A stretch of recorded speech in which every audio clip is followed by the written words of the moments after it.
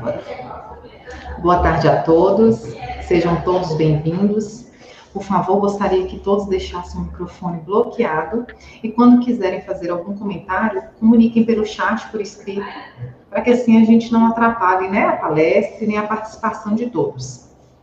Aproveito também para comunicar que quem tiver interesse em emitir o certificado de participação, é necessário fazer a inscrição no site Simpla. Eu deixei aí nos comentários, no chat, como fazer a inscrição para quem ainda não tiver feito.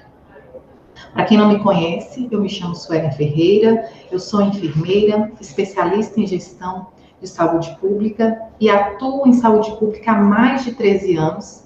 E atualmente eu sou responsável pela a área da saúde do Consórcio Intermunicipal para o Desenvolvimento Ambiental e Sustentável do Norte de Minas, que é o CODANorte. Esse consórcio abrange hoje 60 municípios da região do Norte de Minas, da Central Mineira, do Vale do Jequitinhonha, e eu estarei mediando esta webconferência. Para quem não conhece o CODANorte, como o próprio nome diz, ele tem como principal objetivo trazer alternativas viáveis para o desenvolvimento ambiental sustentável na nossa região. E é um consórcio multifinalitário e tem ampliado seu escopo de atuação em todas as áreas da administração pública. Na área da saúde, tem como principal objetivo contribuir para o fortalecimento e estruturação da rede de saúde na nossa região, contribuindo para a solução dos vazios assistenciais e otimizando o atendimento com qualidade à população dos entes consorciados. Agradeço imensamente ao secretário de Saúde, o secretário executivo do CODANorte, o Enilson Francisco, e o presidente do CODANorte, Joãozinho, prefeito de Itacambeira, pela realização desse momento de interação com vocês, gestores e técnicos, principalmente neste momento que estamos atravessando essa crise sem precedentes na história do Sistema Único de Saúde no nosso país. Como se não bastasse tantos desafios enfrentados no cotidiano, agora temos ainda a pandemia, o novo coronavírus, a Covid-19. Em documento publicado ontem, que foi o Boletim Epidemiológico e Assistencial, o governo do estado de Minas já começou a demonstrar preocupação com o avanço do coronavírus e, principalmente, esse avanço no interior do estado. Segundo a avaliação do governo, Minas ainda está no início do aumento exponencial do número de casos. E neste boletim, o governo demonstra essa preocupação com esse processo acelerado de interiorização do vírus. De acordo com os números oficiais, a Covid já chegou a 465 das 853 cidades mineiras, ou seja, quase 55% das cidades já constam casos positivos de Covid. E o que a gente sabe é que várias dessas cidades não têm estrutura adequada para atender esses pacientes, principalmente os casos mais graves. Só em maio, o governo ele contabilizou que o coronavírus já se disseminou quase 3 vezes mais nas cidades do interior do que na capital. E os municípios que estão na ponta é que tem que dar conta dessa situação, que é aguda e que é grave, e que acarreta sobrecarga ainda maior e de forma abrupta para o nosso sistema de saúde. O momento ele exige planejamento, organização rápida, solidariedade e colaboração entre os entes. Com essa pandemia, os municípios eles passaram a receber alguns recursos específicos do governo para as ações de enfrentamento. E várias legislações e regulamentações também estão sendo divulgadas diariamente. Assim, buscando uma maneira de estarmos mais próximos de vocês, gestores e técnicos municipais, com o objetivo de fornecer esclarecimentos e, assim, segurança, seja ela jurídica e contábil, no uso desses recursos repassados pelo Fundo Nacional de Saúde e facilitar também a compreensão de como esses recursos podem ser alocados, veio a ideia da webconferência, na impossibilidade, né, desse momento de estarmos reunindo presencialmente. Então, com o tema Execução dos Recursos do SUS em Tempos de Coronavírus, convidamos o Ailson Macena Queiroz, ele que é consultor em saúde pública, especialista em gestão de sistemas de saúde e em marketing, com formação superior em administração de saúde e ciências políticas, tem 17 anos de experiência em saúde pública, atuou como controlador interno, diretor de convênios, atua em planejamento em saúde e foi secretário municipal de saúde por 11 anos. Então, ele sabe as dificuldades que os municípios passam na área da saúde. Boa tarde, Ailson. Seja bem-vindo. Eu passo a palavra para você e irei ficar daqui mediando as perguntas dos participantes. Boa tarde, Sueli. Boa tarde, pessoal. Agradecer a oportunidade de estar aqui falando com vocês, agradecer o Enil, secretário executivo do consórcio, a Joãozinho, que é o presidente do consórcio, e o prefeito de Itacambira. Nós vamos falar aqui, pessoal, a questão da execução dos recursos em termos de Covid. Nós não vamos falar especificamente só dos recursos que vieram para o combate ao Covid. Nós vamos falar dos recursos nesse momento. Aqui nós vamos tratar com vocês alguns aspectos legais. Colocamos aqui algumas portarias, as principais desse momento. Essa 163, ela trata da prorrogação da execução de recursos de emendas anteriores, não usadas. Quem recebeu emenda de 2013 para cá e não utilizou, e tem um saldo remanescente, o prazo foi prorrogado para usar esse recurso. Nós vamos falar um pouco dessa portaria. A 828 é uma portaria que altera o nome dos blocos de financiamento do SUS, mais uma vez foi alterado. E nós vamos falar o porquê disso e o que isso mudou para a gente aqui na prática com relação à mudança dessa nomenclatura alterada. As outras duas portarias, essa 480 e a 774, a primeira de março e a outra de abril, tratam dos recursos específicos que vieram para a questão de custear o combate ao coronavírus. O governo federal enviou, nós vamos falar um pouco sobre elas aqui também. E principalmente da Lei Complementar 172, que trata da transposição e transferência de recursos. É o assunto mais discutido entre os profissionais de saúde, o pessoal da financeira, da contabilidade do momento, que dá várias oportunidades para a gente utilizar os recursos federais que a gente tinha em conta. E vamos falar um pouco da questão das dispensas permitidas para esse período com a nova lei, que saiu a 13.979. Então, nós vamos tratando esses assuntos para a gente ver se a gente consegue esclarecer o máximo de dúvidas possível. Primeiro, nós vamos falar da prorrogação da execução dos recursos de equipamento. Então, em janeiro, saiu essa portaria e ela passou despercebida por alguns de nós por causa do momento. Aí ela foi 30 de janeiro, logo março, abril começou a questão do coronavírus. Então, essa portaria ela é importante para a gente. Por quê? Ela prorroga o prazo para quem tinha uma emenda parlamentar para equipamentos em anos anteriores, de 2013 em diante.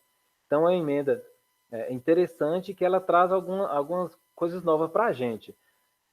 Qual recurso foi prorrogado? Então, no portal lá do Fundo Nacional de Saúde, a gente tem um link, eu coloquei o link aí na apresentação, e você consegue ver lá, você coloca o nome do seu município, vai ter lá o número da conta e o valor que você tem de saldo.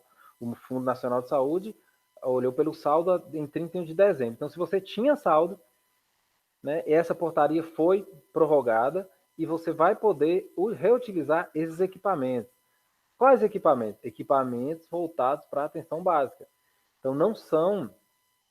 Aqui nós não podemos confundir com a questão da Covid. Então, essa portaria, ela permite também, é claro, a gente comprar equipamentos para combate ao Covid, mas ela é especificamente para equipamentos para atenção básica. Então, tem o mesmo fim. Claro que vai ajudar no combate ao Covid, mas ela é para isso. Essa portaria, ela tem um prazo, então nós temos até 31 de dezembro do ano que vem para utilizar esse recurso. Quem não utilizar vai ter que devolver o recurso, como era anteriormente sair essa portaria.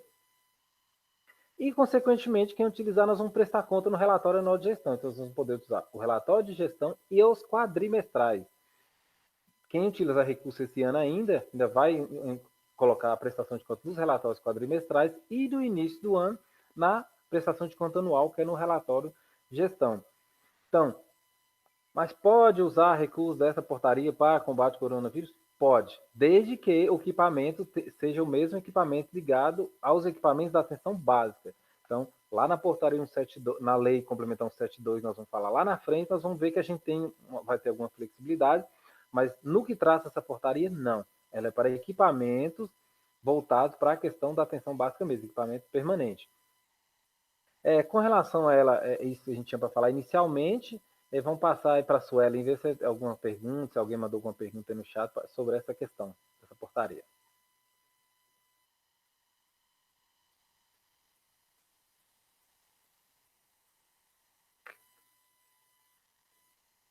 Estou te ouvindo não, viu, Suelen? Está desligado.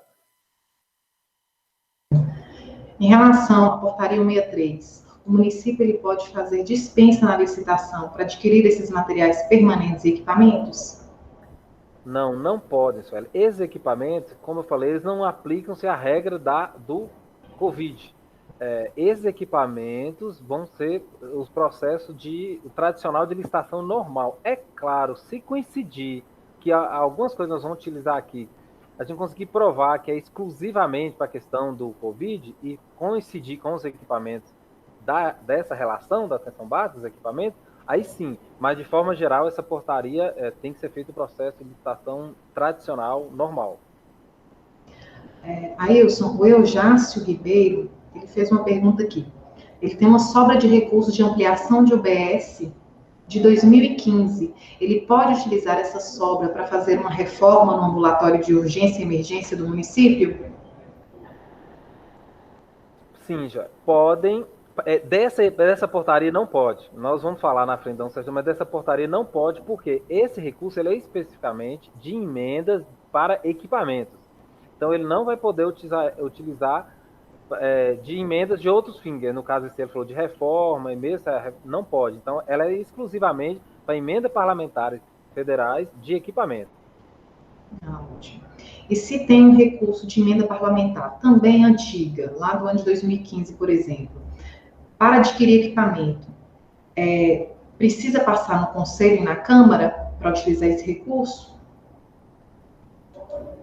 Não, essa portaria ela já fala da prorrogação do prazo, então não tem necessidade de aprovação de Conselho ou de Câmara.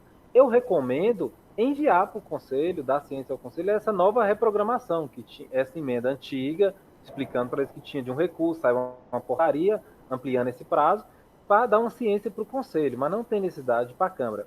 A portaria fala que isso tem que ser enviado depois para si. Então, o que foi aplicado depois da execução, enviar para si, informando que foi feito de acordo com essa portaria. Ótimo. Eu posso reprogramar esse recurso para adquirir material de custeio, por exemplo, máscaras e luvas? Não pode, apesar que é um momento, né, do Covid, a gente está precisando, a portaria não abrange. Então, essa portaria é de equipamento para equipamento. Então, ela amplia o prazo de a gente usar equipamento novamente, mas material de custeio, não pode. Obrigada. Então, eu só passo a palavra novamente para você que você nos fale também sobre a alteração da nomenclatura dos blocos de financiamento do SUS. Blocos estes, né, que desde 2017 vem tendo essas alterações, onde tiveram essas uniões, né, dos blocos em uma única conta, né, que é a conta de custeio e a conta de investimento. Gostaria que você nos falasse um pouco também sobre esse tema. Ok. Então, lá, com relação à nomenclatura dos blocos, então, é outra portaria que talvez passou despercebido, porque e ela já foi agora em abril, está no calor da questão do coronavírus, mas ela traz algumas coisas interessantes para a gente. O nome dos blocos de financiamento foram alterados, né, que antes era custeio e capital, foi alterado para manutenção das ações de serviço de saúde e para estruturação das ações de serviço público de saúde. Então, assim, o que motivou essa mudança? Foi simplesmente por mudar o nome? Não. O Tribunal de Contas, através de um acórdão, em 2019, eles determinaram isso. Então, eles entenderam que os nomes, as nomenclaturas custeio e capital não se aplicava bem a isso aí. Confundia com tipo de despesa corrente e de investimento. Eles entendem que dentro desses blocos podem ter vários tipos de despesa. Então, eles determinaram e justificaram que era por isso, outros nomes que ficassem mais adequados e não ligassem diretamente à questão de corrente e capital. A relevância maior, na verdade, além desse nome, que seria mais um procedimento contábil, mas para a questão nossa da execução, principalmente para os gestores de saúde aí, é que nessa mudança eles não mudaram só o nome, eles mudaram alguns artigos da portaria anterior, que falava que no bloco de custeio, que é agora de manutenção, reparos e adequações não eram permitidas, era considerada uma despesa de capital. Então, agora, dentro do o novo bloco de manutenção, a gente pode dar manutenção, fazer reparo e adequações nas unidades. Muitas vezes, uma unidade de saúde está precisando derrubar uma parede, fazer outra, para ficar mais adequado ao funcionamento da atenção primária. Agora, a gente vai poder dentro do recurso de manutenção. Não tem mais que ter um dinheiro específico de capital para isso. Então, a mudança mais clara e que na prática que vai ajudar mais a gente é nesse sentido mesmo, de poder fazer agora reparo e adequações. Certo. Em relação a essa mudança da nomenclatura, o município vai fazer como com o orçamento? Ele tem que reorganizar o orçamento?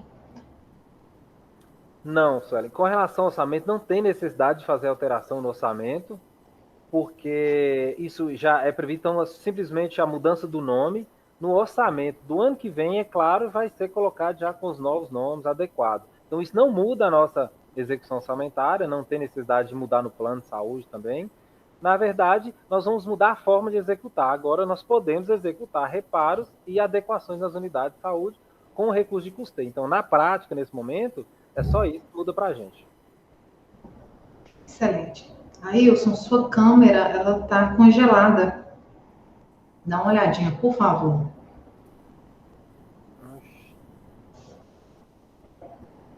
Agora voltou ao normal.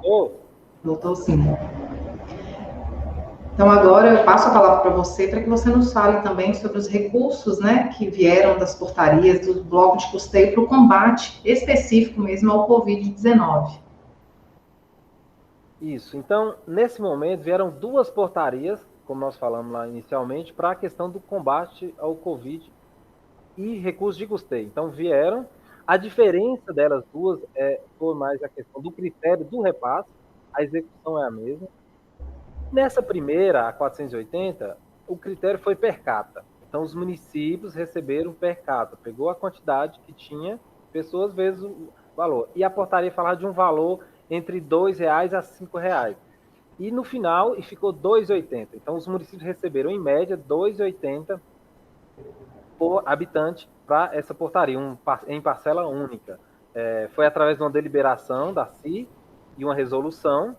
Então, esse recurso, ele, apesar de ter vindo fundo a fundo, fundo nacional para fundo municipal, passou pelo Estado simplesmente para fazer essa distribuição de quanto seria. Ele vai ser regulamentado totalmente pela portaria federal.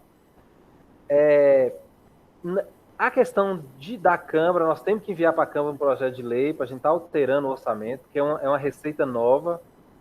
Então, por ser uma receita nova, a gente não tem essa dotação e ela veio com uma fonte diferente. A sugestão do Tribunal de Contas, do próprio Ministério, é uma fonte diferente, até a 154.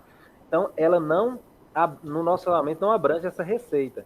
Então, teve necessidade, alguns municípios já enviaram, de enviar o projeto de lei para a Câmara para alterando isso no orçamento, para a gente poder fazer essa execução. A questão de recurso sem licitação, nós podemos. Aqui sim, a questão do coronavírus, a gente tem uma flexibilidade maior, a lei está falando disso, nós vamos falar dessa lei no final, então, nós vamos falar que tem uma flexibilidade maior, mesmo seguindo as regras, mas as regras são menores por causa do momento que a gente vive, a questão da coronavírus, né? Esse recurso, ele é para ser utilizado de custeio geral, não existe nível de atenção, se é atenção básica, se é vigilância, não tem essa separação, desde que você utilize o recurso na saúde, esse recurso, e com custeio, ele pode ser usado dentro de qualquer uma das áreas, não tem essa separação. Por exemplo, a gente não pode comprar um respirador, vou comprar um respirador com esse recurso. Não pode, porque, apesar do respirador ajudar na questão do coronavírus, essa portaria é para recurso de custeio, recurso corrente, né? A prestação de contas vai ser também, nós vamos fazer no RAG, no relatório anual e nos quadrimestrais, junto com todas as transferências fundo a fundo lá, as transferências federais. Então, essa prestação de conta vai estar lá, ou no anual, ou no quadrimestral. E lembrando que a gente tem que estar de olho no plano municipal de saúde, a programação anual, se isso abrange essa despesa nossa. Porque se não constar, assim como nós alteramos o orçamento, nós vamos ter que alterar essas peças também. Por quê? Se não consta no plano, não é despesa com saúde. O plano de contingência, os municípios fizeram o plano de contingência, enviaram aí para a superintendência, estudaram o próprio Ministério pediu, porque esse plano de contingência é uma espécie de um planejamento desse momento. Então, se chegou recurso novo, se a gente vai mudar alguma coisa na execução, a gente tem que estar colocando isso no plano de contingência, para a gente estar deixando claro qual é o nosso objetivo. E ele pode ser alterado, é claro, principalmente em meio a uma pandemia, as coisas mudam, as necessidades mudam a todo momento. Nós não podemos esquecer de fazer essa alteração. Aqui, a 774, que é uma portaria que ela veio para o mesmo fim, poucos dias depois, a outra final de março, essa já no início de abril.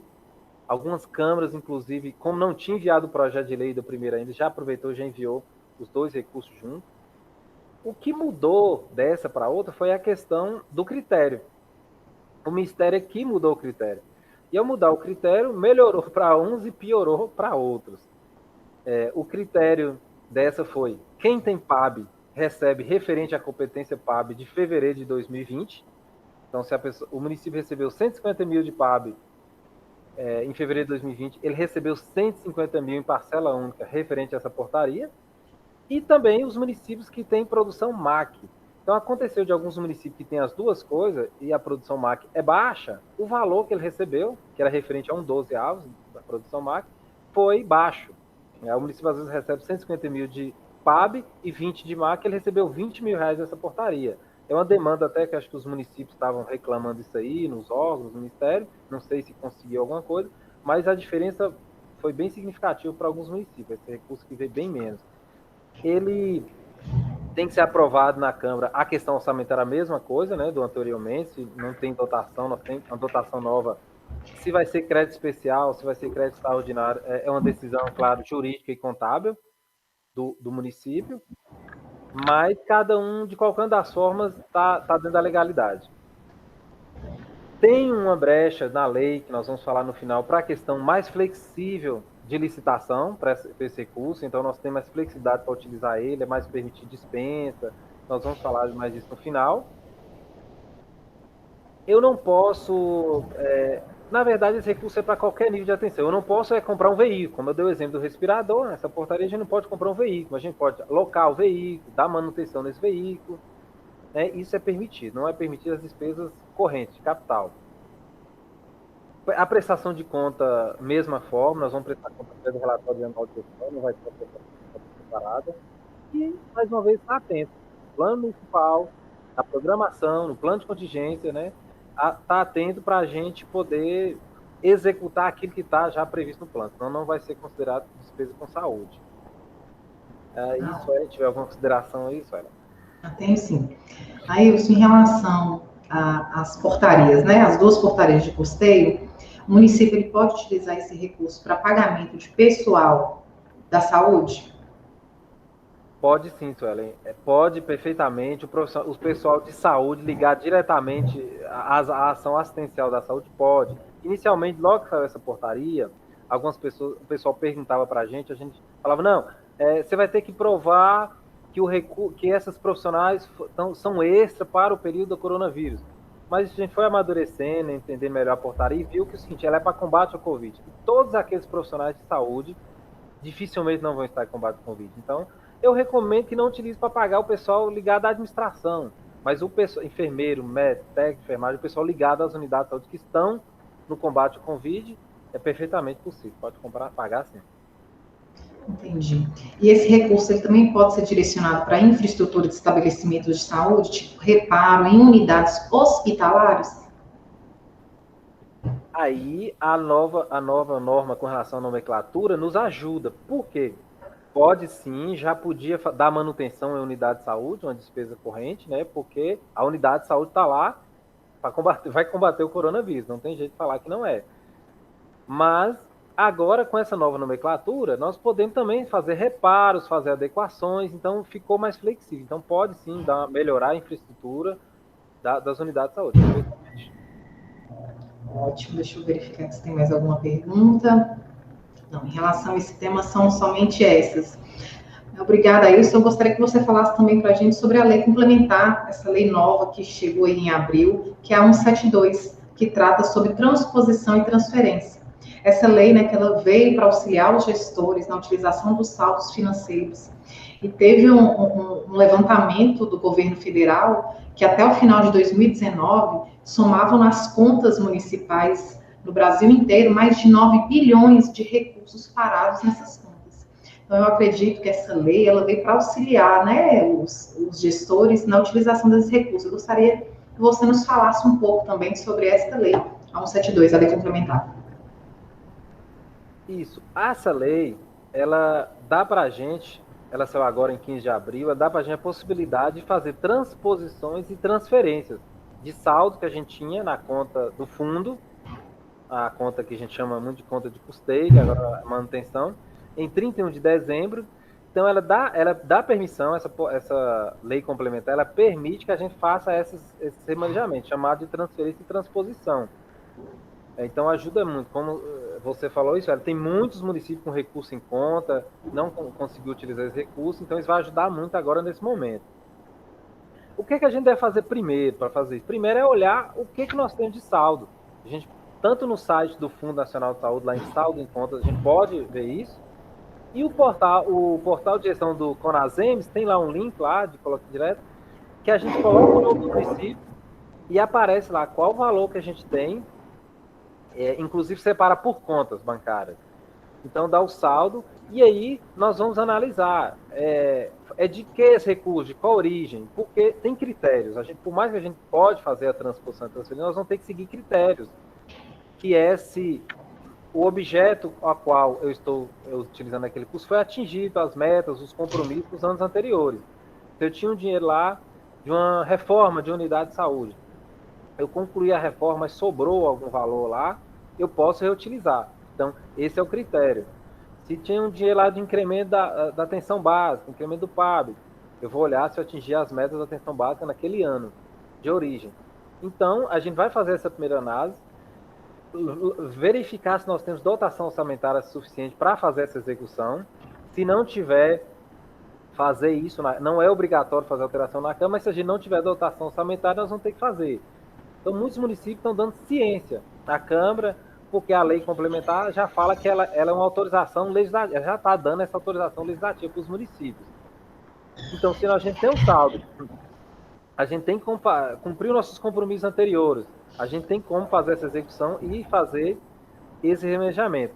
Esse remanejamento, ele pode ser, como falou aqui, ou dentro do próprio programa, ou de custeio para capital e de capital para custeio, de formas de despesa também.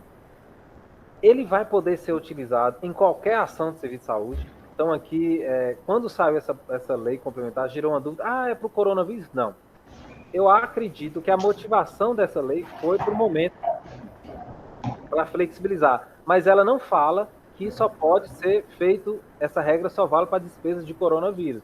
Fala, sim, para despesas de saúde. Então, todas aquelas despesas que lá 141 de 2012 fala lá, a lei complementar, ela fala, o que é despesa com saúde, é lá que nós temos que ver o que nós podemos utilizar esse recurso. Pode ser em qualquer dos níveis de atenção básica, vigilância, isso não importa, pode fazer.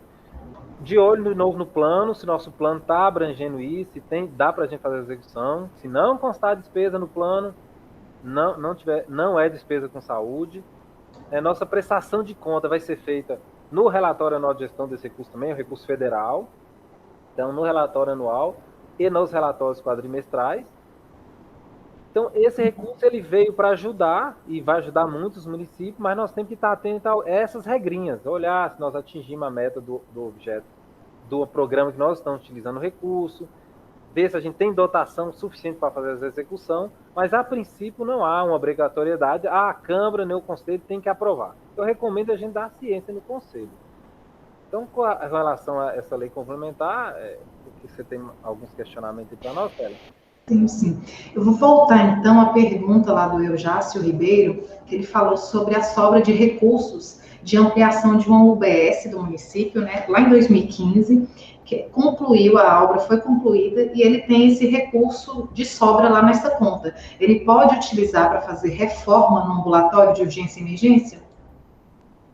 Pode sim, Sueli. Ele atingiu o objetivo anteriormente lá, foi feita já a reforma, está concluída, sobrou um saldo lá. Ele pode utilizar esse saldo agora para qualquer um dos níveis de atenção, para atenção básica, para vigilância e para a despesa que a administração achar melhor, ou de custeio ou de capital. Então, a regra, ele já cumpriu a regra, ele atingiu o objeto anterior, agora ele pode utilizar, ele tem dotação para executar esse recurso, pode executar perfeitamente.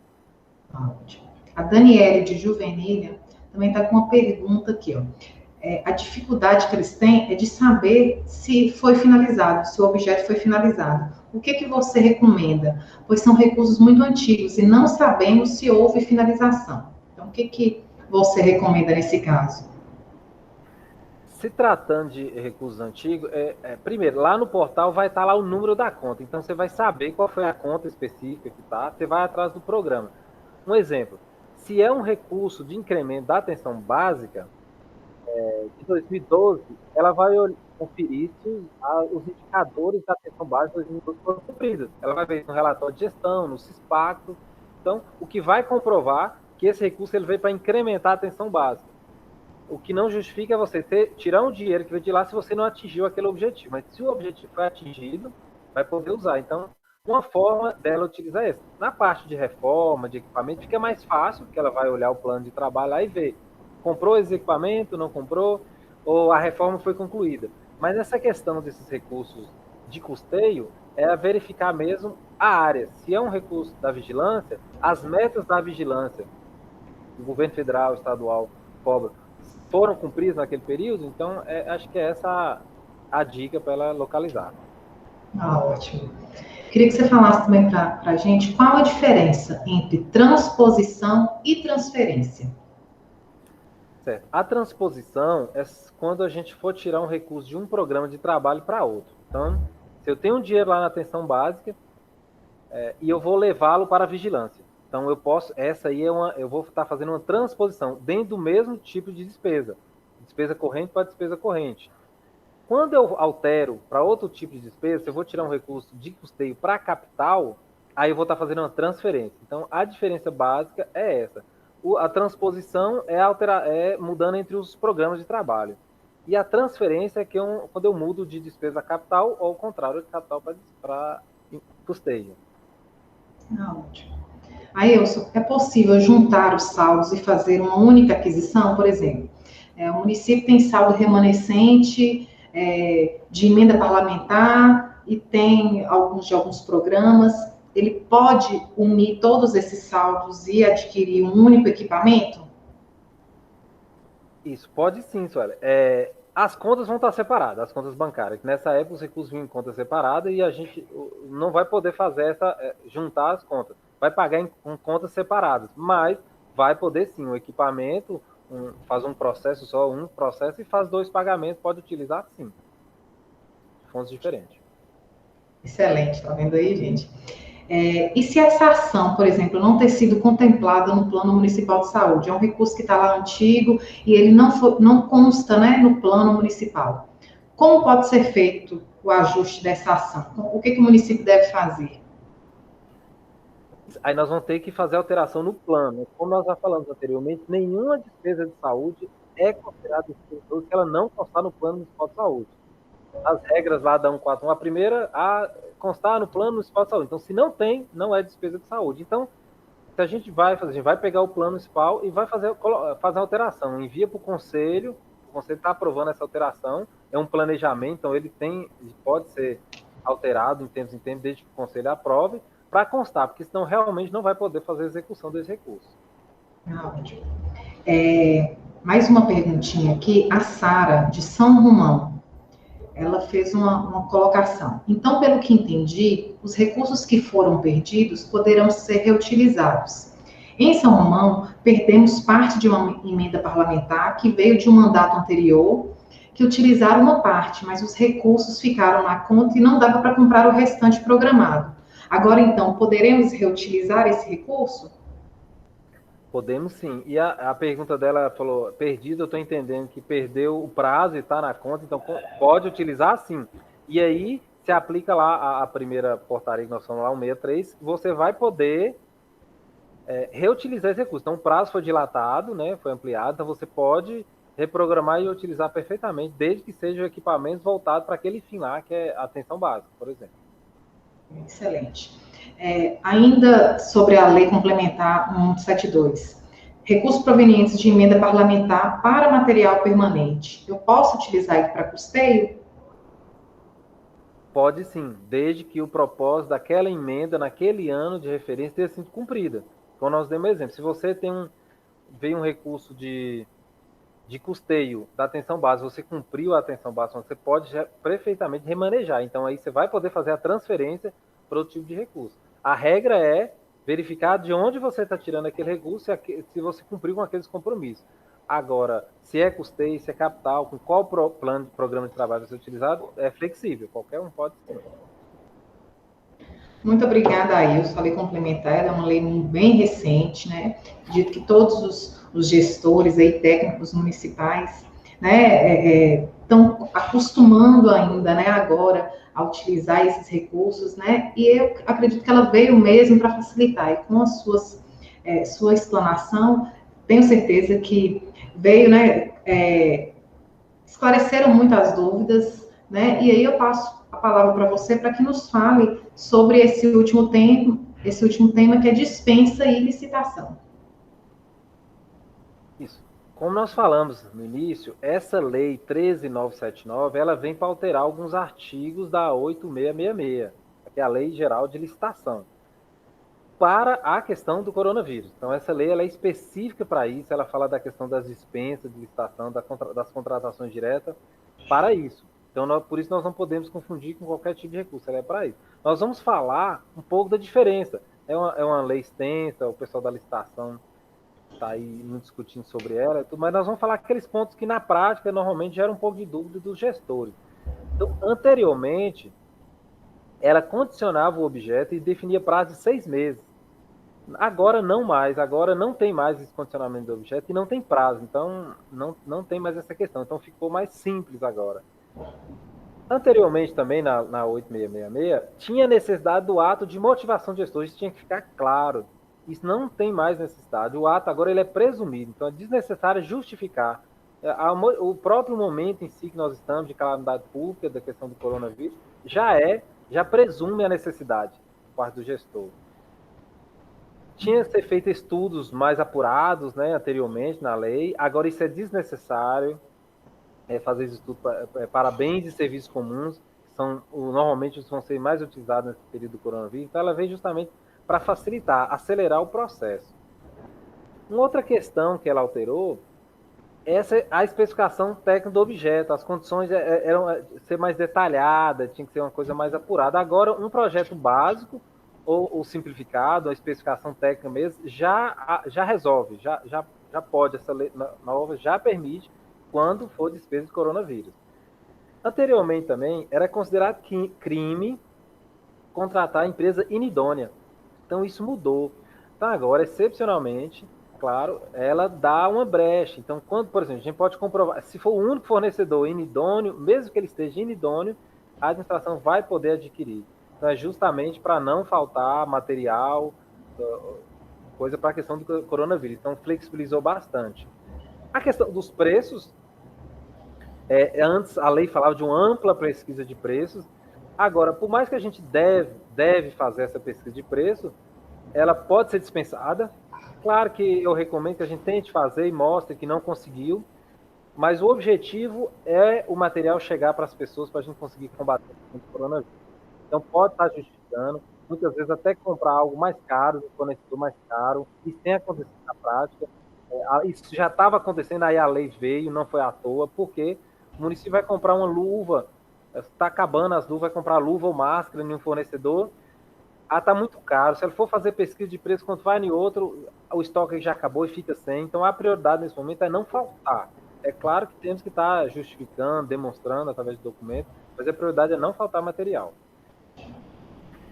Anteriormente, as irregularidades fiscais, elas impediam a gente contratar, né, alguma empresa, algum fornecedor. A lei nova agora dá essa brecha. Pode dispensar. Também, claro, que vai estar justificando. A única ressalva é com relação à Seguridade Social. Então, isso a lei não permite. A empresa está irregular na questão da Seguridade Social, não é permitido. Mas ficou bem mais flexível agora. Anteriormente, também, o Tribunal de Contas ele proibia a prorrogação desses contratos. Se fizesse um contrato de 6 meses, ele não podia ser prorrogado. Na lei nova, você pode fazer um contrato de 6 meses e pode prorrogar ele enquanto durar o estado de calamidade pública, o estado de emergência. Então, o objetivo, isso facilitou que a gente não vai perder tempo fazendo novos contratos, só prorroga o contrato enquanto durar esse momento, essa situação do coronavírus. Uma alteração também significativa que antes era obrigado, nas contratações, os contratados eram obrigados a aceitar 25% nas obras, serviços e compras até 50%. E só para edifício e equipamento que aceitava 50%. Agora, a gente pode fazer 50% também para as obras, serviços, compra comum. Então, se a gente tem um fornecedor, e dependendo da justificativa das instalações, pode ser alterado agora uma diminuição ou aumento desse contrato em até 50%. Então, ficou mais flexível, ficou mais fácil de negociar, muito mais aqui também, privilegiando justamente a administração pública, que é o objetivo agora, de atender as pessoas. Uma outra mudança bem significativa é que anteriormente a gente não podia comprar coisas usadas para as unidades de saúde, fazer licitação. Agora a lei permite.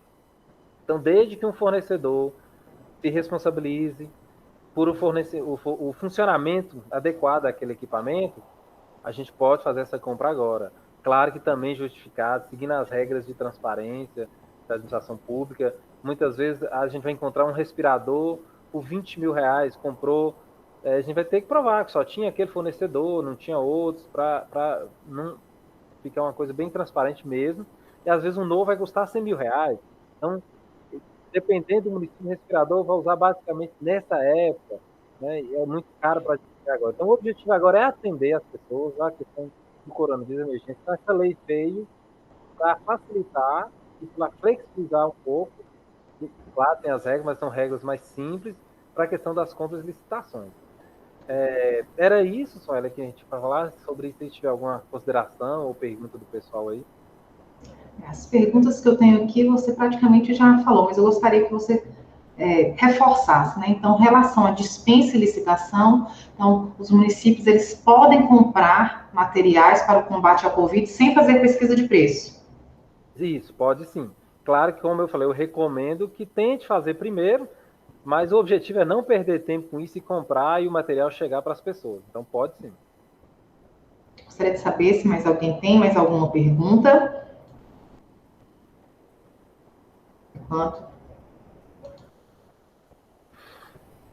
Então, assim, encerrando a nossa rodada de perguntas, eu gostaria de agradecer imensamente a presença de todos e falar que estamos aqui no Coda Norte à disposição de todos vocês. Em caso de dúvidas, pode entrar em contato aqui com o setor de saúde, que teremos o maior prazer em atender. Em especial, muito obrigada, Ailson, pela sua disponibilidade, por compartilhar conosco, né, seu conhecimento. Obrigada mesmo pela contribuição. Eu tenho certeza que esclareceu muitas dúvidas e irá nortear o trabalho dos gestores e dos técnicos. Muito obrigada mesmo. Aqui pelo chat, vários estão agradecendo, né, falando que ficam muito agradecidos pelas informações que foram muito pertinentes. Então, eu passo a palavra para você, para que você faça suas considerações finais. Sueli, é isso, agradecer a Joãozinho aí, o presidente do Consol, a Ceni, o secretário executivo, agradecer a você por essa oportunidade de a gente estar aqui falando. Espero que a gente tenha esclarecido pelo menos boa parte das dúvidas. Nesse momento, como você falou no início, é muito recurso chegando e a gente tem que agir rápido e essa epidemia está acontecendo de forma muito rápida, as coisas estão mudando. Então, agradecer por essa oportunidade. Qualquer dúvida, você falou aí, o pessoal, o setor de saúde do Consol está à disposição, o telefone da gente está aí também. Às vezes, alguma coisa que a gente não conseguiu esclarecer aqui. É isso, muito obrigado pela oportunidade de falar. Muito obrigada, Ailson. A todos presentes, o nosso muito obrigado. A partir de amanhã, no site, né, onde vocês fizeram as inscrições pelo site Simpla, o certificado de participação ele estará disponível. Então, muito obrigada a todos, tenham todos um bom dia.